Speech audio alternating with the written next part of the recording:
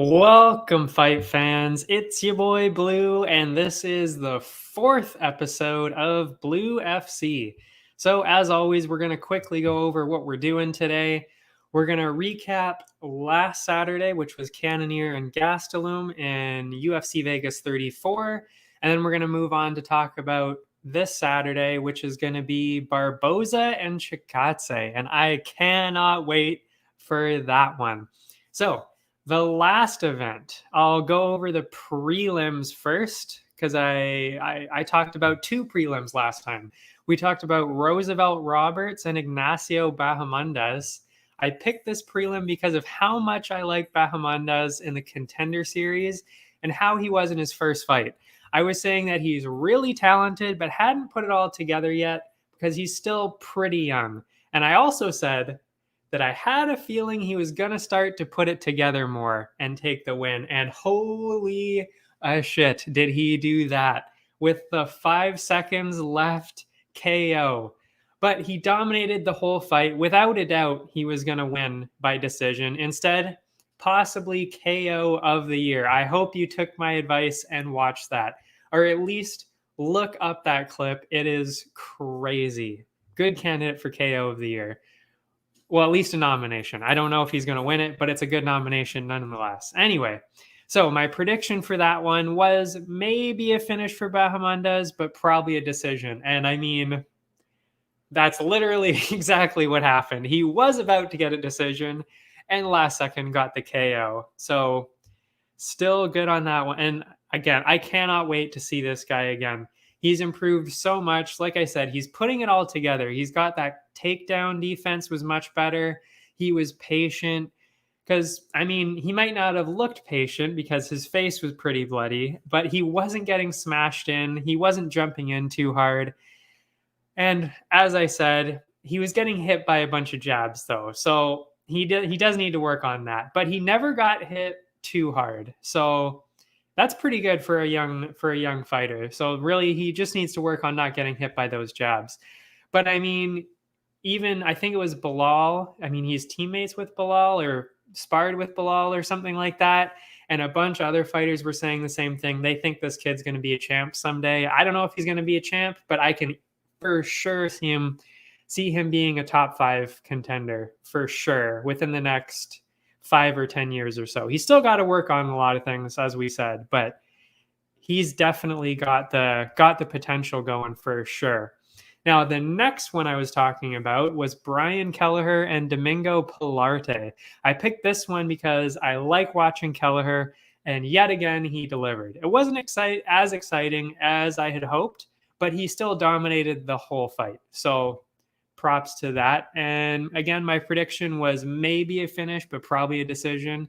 And the result we saw was another Kelleher win decision.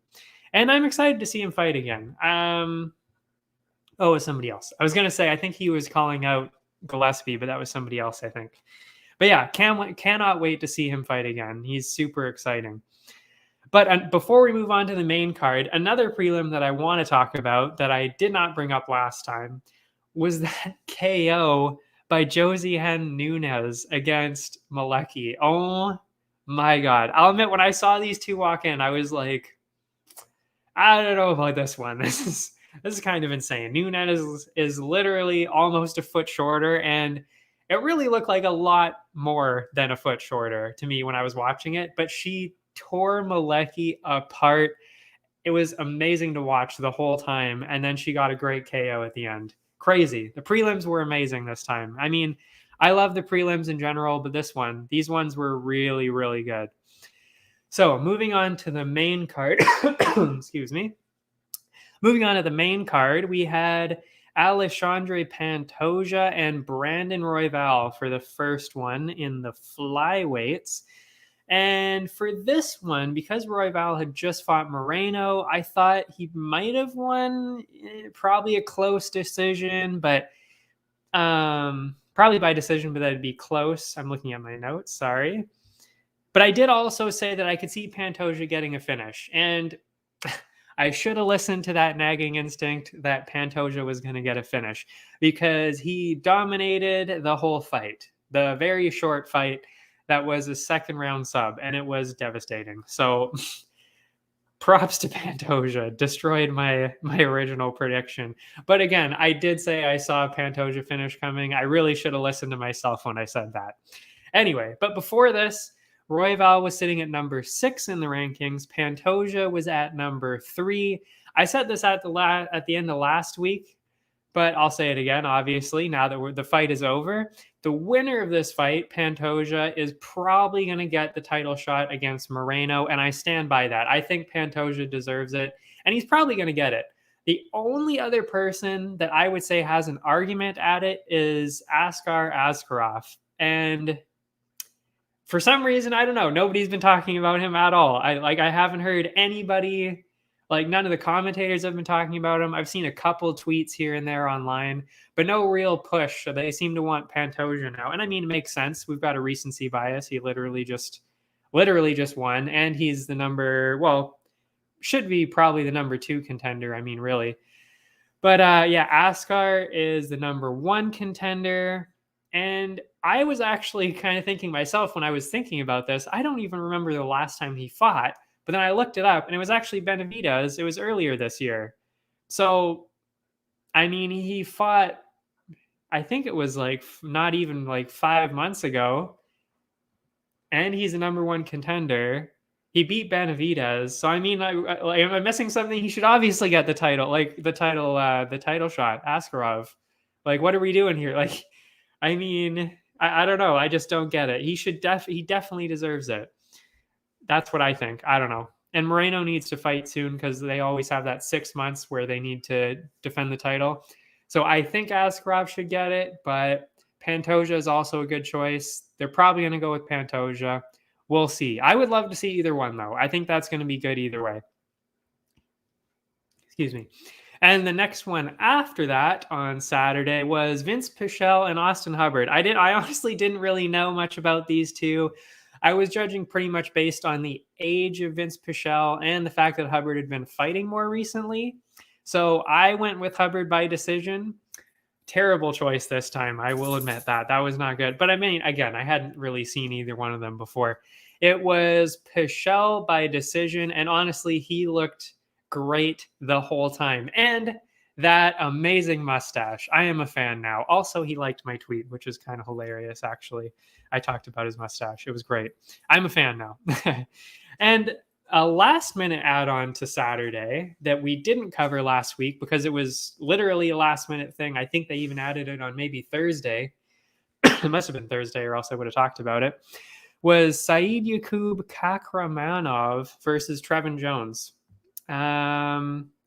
Like I said, I did not have the chance to do this last week because we do it on Wednesday, but I did make the pick on Twitter. I said that Jones was probably going to take it.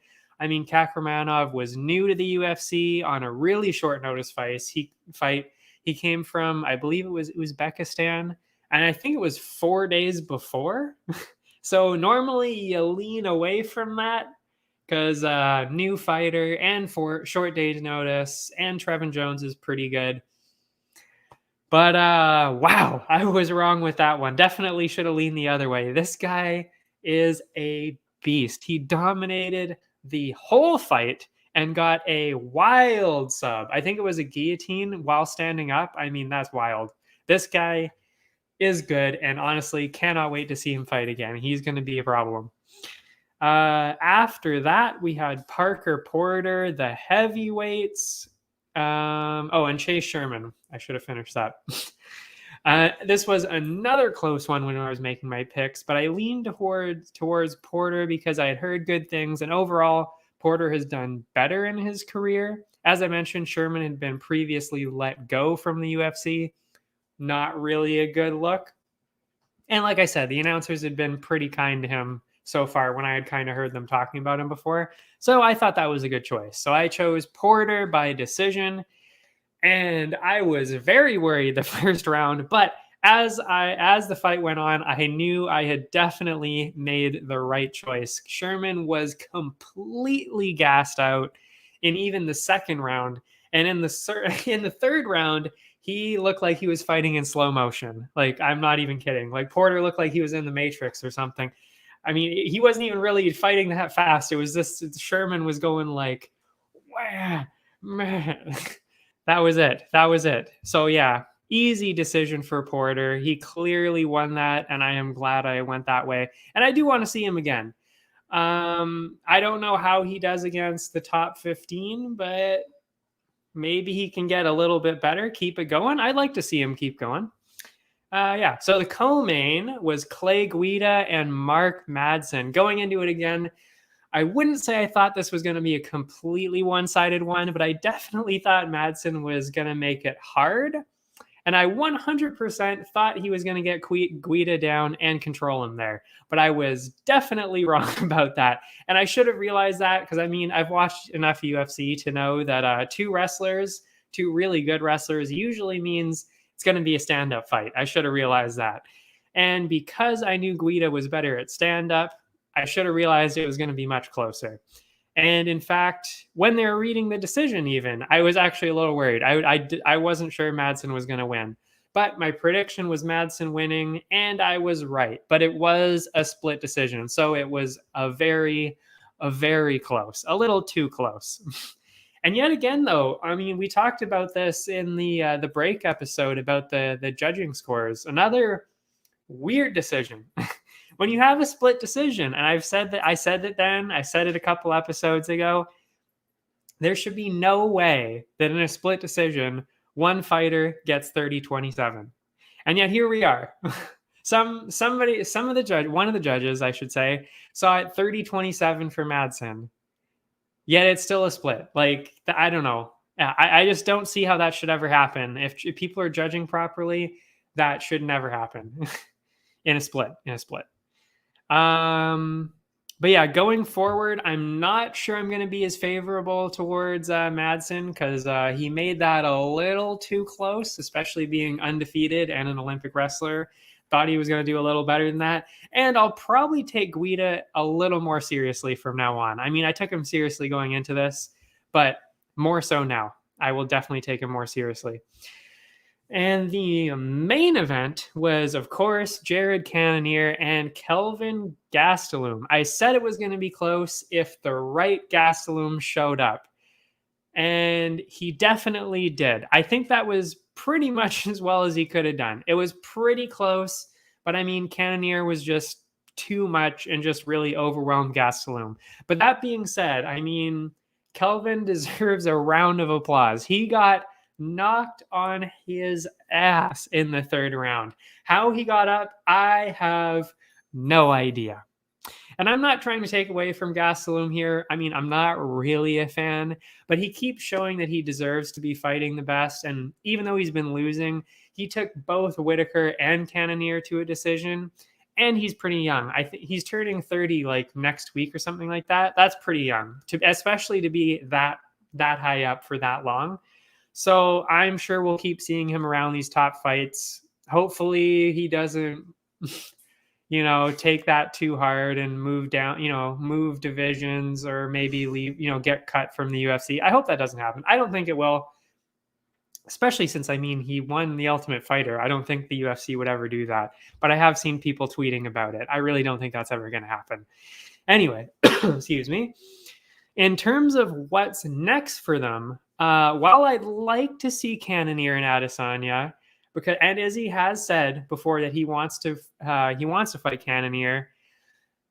I mean, you can't give it to Cannonier. I mean, Whitaker literally just beat Cannonier. That would be absurd. That would be insane to jump past him like that. So I mean, Whitaker clearly gets the title shot. And as I said before, the rest of the division is pretty tied up. So I'm thinking the next one. Oh, also another part of it was, where do we have that? It was another time actually. You need to keep busy because I mean, if Whitaker and Izzy is going to happen, that's going to be probably, we haven't heard anything yet. So I'm assuming at least 3 months from now, which means that Cannonier has to wait at least that long. And then probably another 4 or 5 months after that. So he's going to have to wait at least 9-10 months for the title shot? I don't know. So you might want to take one more before that. That's usually what they recommend, especially when you want to keep your name up there. You need to be popular and good. So I'm thinking he needs to take one more fight. And the perfect fight, I think, and I did say this again last week, the perfect fight would be Sean Strickland. Again, I'm not really a fan of Sean Strickland, but he does deserve somebody in the top 5. And the only person in the top 5 who isn't really kind of going with somebody right now is Cannonier. So I think that is actually the perfect person to fight right now. I think that's good. Cannonier, Strickland, I think that's good. Make it happen. So yeah, it was a sleeper card this week, last week, but this week is going to be crazy. The main event is Edson Barboza and Giga Chikadze. And this is actually the first one in a while that I've been excited to watch. Well, in terms of the main event, in terms of the fight night ones, not the pay-per-views, of course. Pay-per-views are always good. But yeah, so we will talk about that next. But before we do that, we will take a quick, I believe it's 30 seconds. We'll take a 30-second break, be back, leave your predictions in the comments. I want to hear what you think is going to happen with the main event, with any of the fights this next week, or maybe your thoughts on what I was just saying about Cannonier, Whitaker, Adesanya, Strickland, anything. Leave your comments below, and we will take a short break. Allow me to introduce High Stick Vodka, a new way to celebrate victory. Gather around the glass with an award-winning, ultra-premium Canadian-made vodka. You probably won't listen when I say High Stick Vodka has a smooth, hard-hitting taste, or that it's developed in the birthplace of hockey. You won't listen when I say High Stick Vodka is a tribute to the game of hockey, or when I tell you it's distilled 4 times using Canada's purest mountain spring water to provide an authentic, remarkable flavor. But maybe you will listen when I say it comes in a f***ing hockey stick. Showcase your passion for hockey with our limited edition hand-blown hockey stick bottle. Whether you're celebrating victory or drinking to defeat, High Stick Vodka is better after every shot. Visit us at highstickvodka.com. It also comes in this regular bottle. Celebrate victory. Drink responsibly.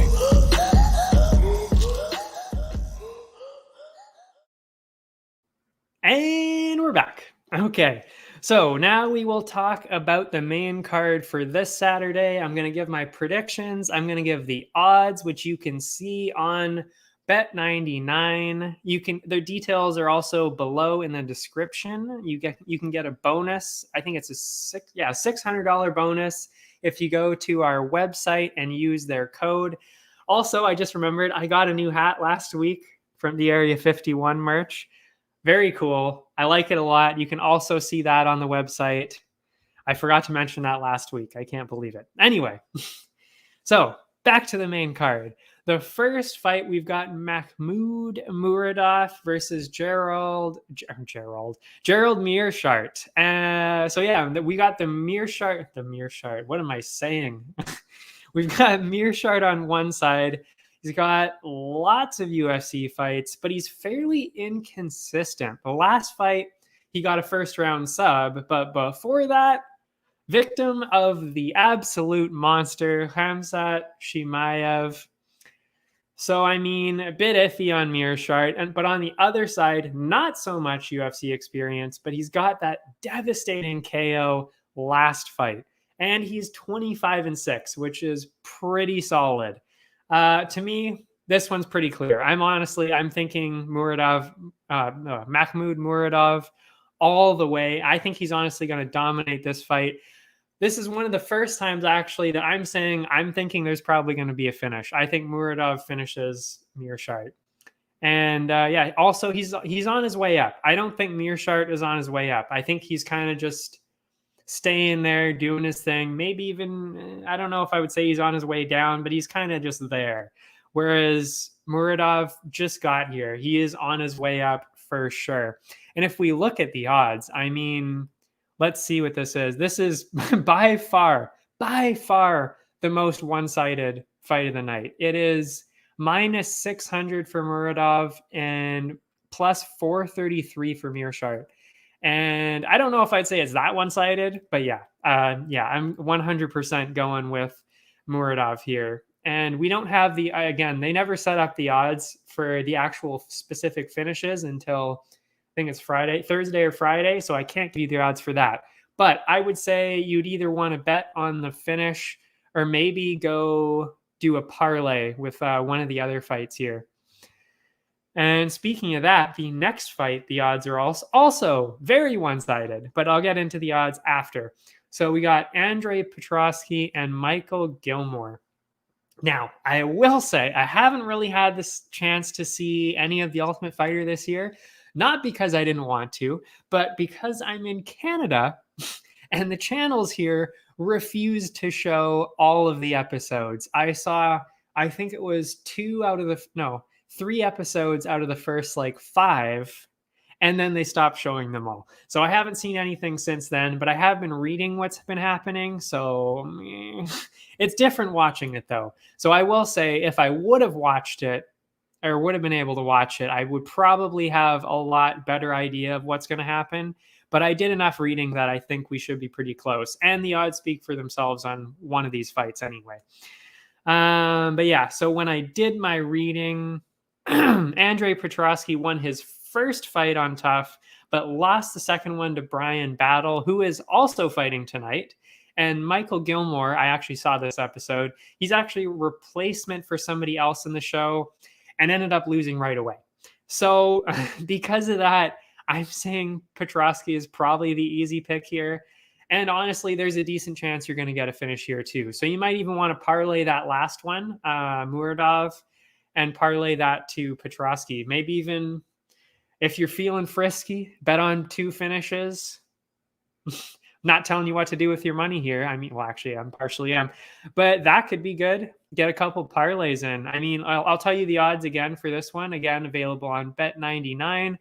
We've got minus 550 for Petrovsky and plus 375 for Gilmore. So yeah, that would be the second most one-sided fight of the night.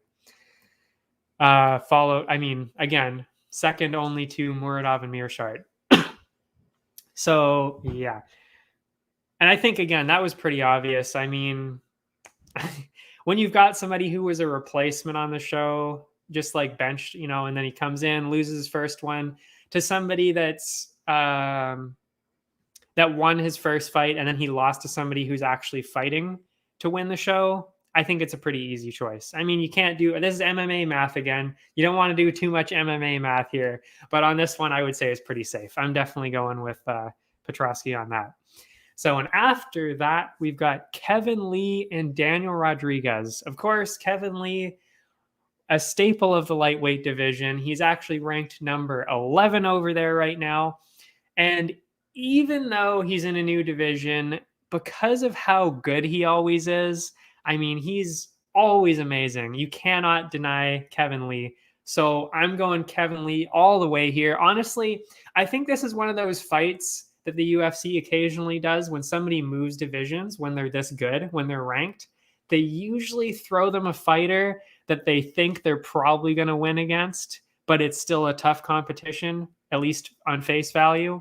That's usually what they do when somebody changes divisions. And I think that's what they're doing here. They're giving Kevin Lee Rodriguez. And I mean, Rodriguez, not a slouch, but I will say he's not ranked and Kevin Lee is a beast. So I'm saying a pretty easy choice here is Kevin Lee for sure. I don't know if he's going to get a finish. I'm saying he's probably going to get a finish. That's my guess, but I could see it being a decision here. Actually, I don't know. I'm saying it's like 75-25. I'm saying 75, he's probably going to get a finish here. And I'm actually a little surprised by the odds on this one, really. Kevin Lee, minus 155. Rodriguez, plus 125. Honestly, pretty surprised by that. Very surprised. So if I was going to throw money at any fight on here, I would really throw it at this one. I really think Kevin Lee is a pretty easy pick to make here. And if we were doing boosted odds this week, I might actually throw it at Kevin Lee there because that's a steal of a bet. Really, do that. Throw your money at that one.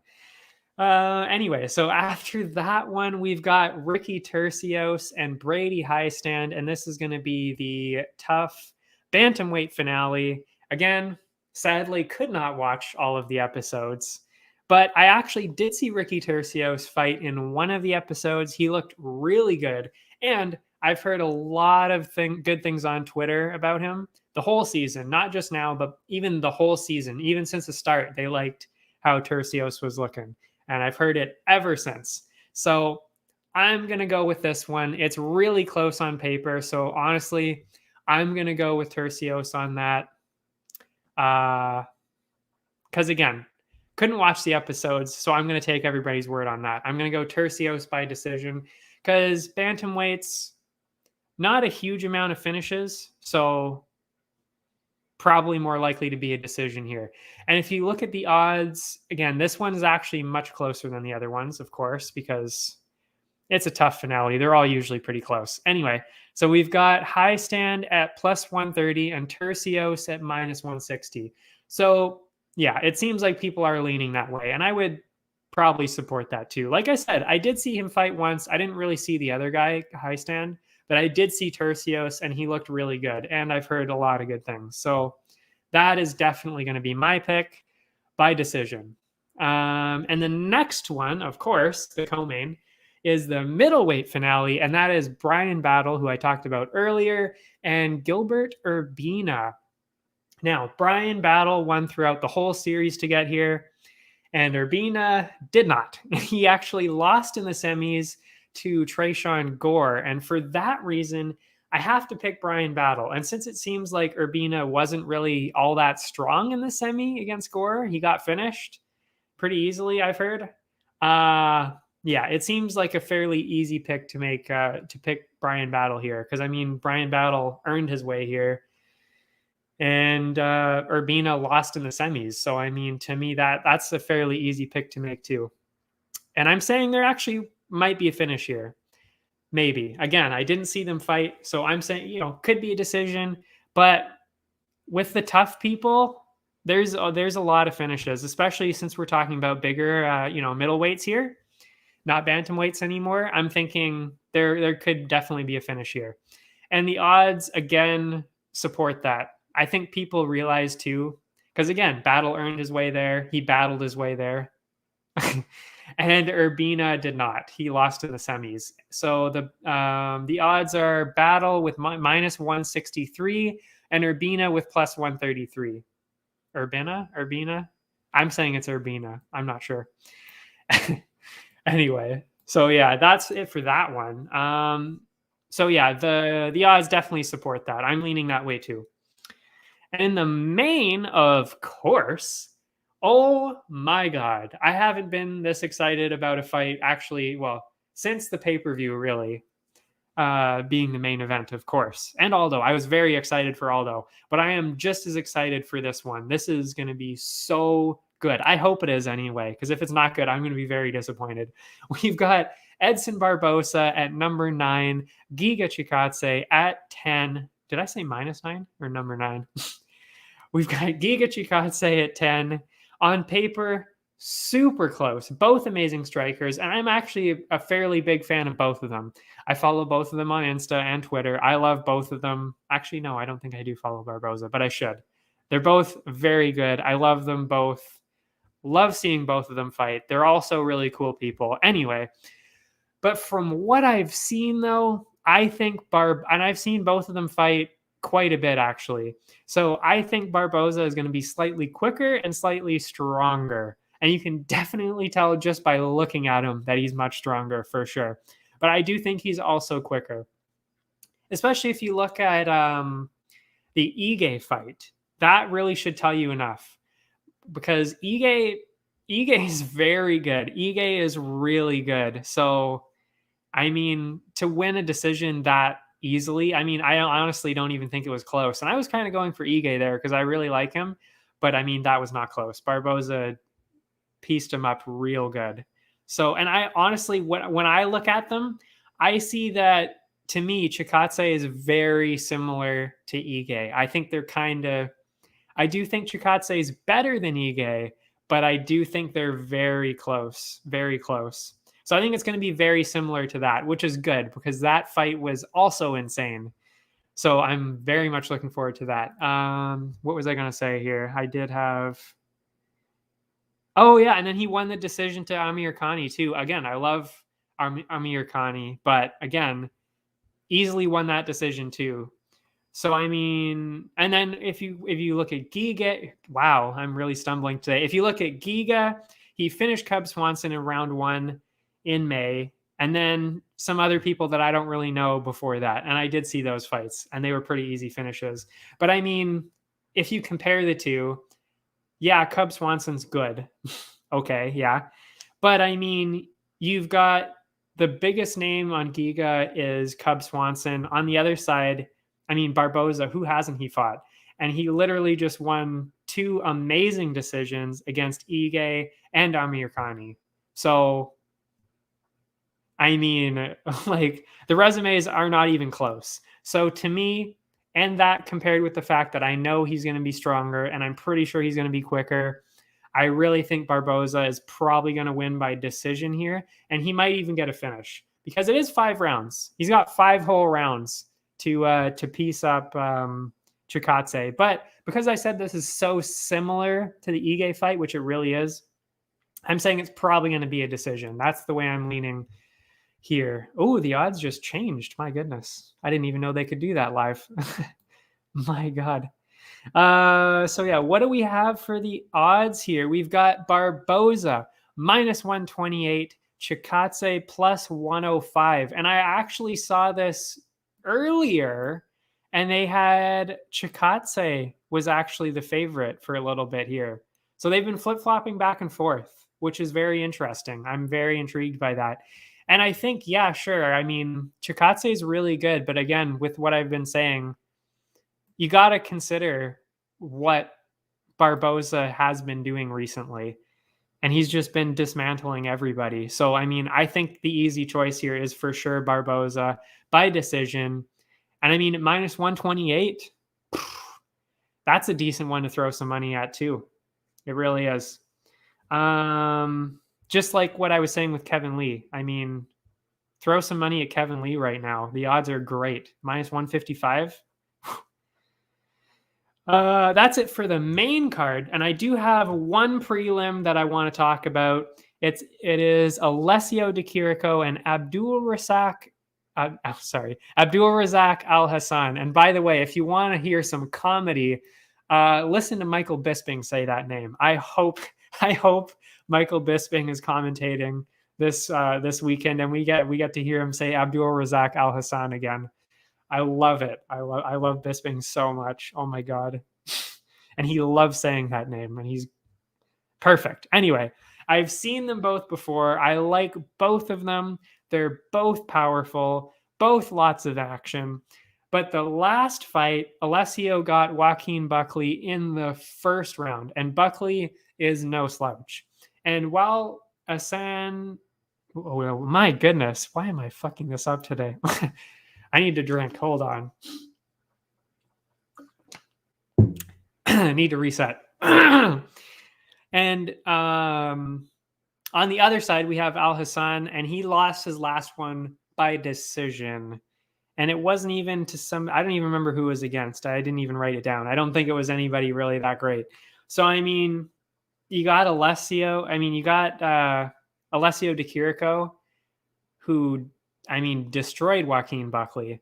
And you've got Al Hassan on the other side. I mean, easy pick here. I do think it's going to be fun to watch, though. But I think the easy pick here is Di Chirico, and it might even be by a finish.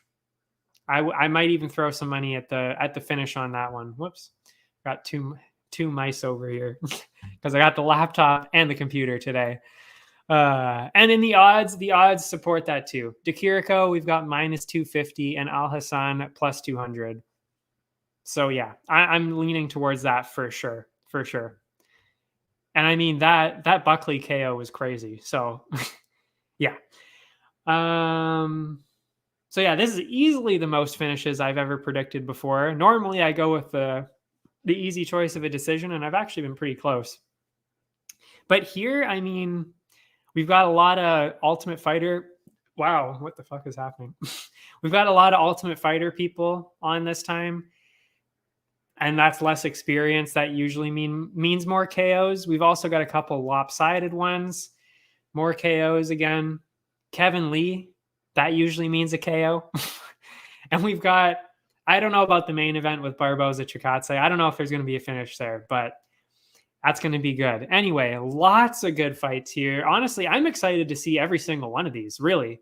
Because, I mean, I really want to see how these Ultimate Fighter ones are going to play out. Cannot wait to see Kevin Lee get back in there. Definitely want to see that prelim I was talking about. And the main event, off the charts. This is going to be one great card, and I cannot wait to see it. And that is it for me. If you want to follow me on social media, I do tweet a lot about UFC on Twitter, and that is BLBeard2. All of this is in the link below, but I'll just quickly say it out loud. My Instagram is BlueBeard427. And if you want to watch this episode or next week live or any week live, or even the previous ones to see how my picks turned out, you can watch on BLÜ-FC on YouTube and BlueBeard FC on Twitch. And they will be linked wherever you are watching right now. And if you want to hear about all the other sports, the Area 51 Network, which is on my hat, very cool hat, by the way. I really like this, actually. Has coverage of all the other sports. You can check out any of those other channels. See you next week. I cannot wait to see this. Yeah. See ya.